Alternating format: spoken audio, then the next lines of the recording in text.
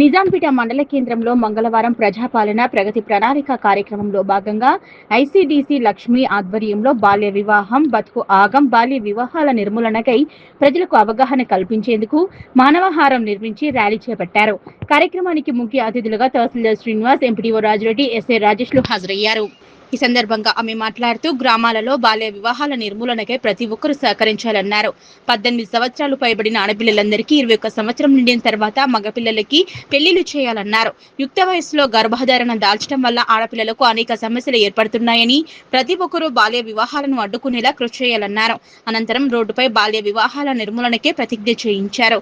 ఈ కార్యక్రమంలో ఎంపీఓ రజనీకాంత్ రెడ్డి, గ్రామ సర్పంచ్ నరేందర్, ఉప సర్పంచ్ గేరిగంటి బాబు, కార్యదర్శులు నరసింహులు, వెంకట నరసింహారెడ్డి, వార్డు సభ్యులు నగేష్, బండారి ఎల్లం, అంగన్వాడీ టీచర్లు, ఆశా వర్కర్లు, వివోఏలు, కిషోర బాలికలు, మహిళా సమైక్య సంఘాల మహిళలు, గ్రామస్తులు పాల్గొన్నారు.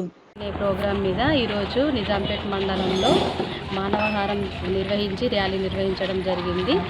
ఇందులో పిల్లలకి మనము చిన్న వయసులోనే పెళ్లి చేస్తే వాళ్ళకి ఎదుర్కొనే ప్రాబ్లమ్స్ ఏంటి అనేది అన్ని అవగాహనగా వివరించడం జరిగింది వాళ్ళందరికీ. ఎందుకంటే మనకు 18 సంవత్సరాలు నిండిన తర్వాతనే ఆడపిల్లకి పెళ్లి చేయాలి, 21 సంవత్సరం నిండిన తర్వాతనే మగపిల్లలకి పెళ్లి చేయాలి అని చెప్పడం జరిగింది.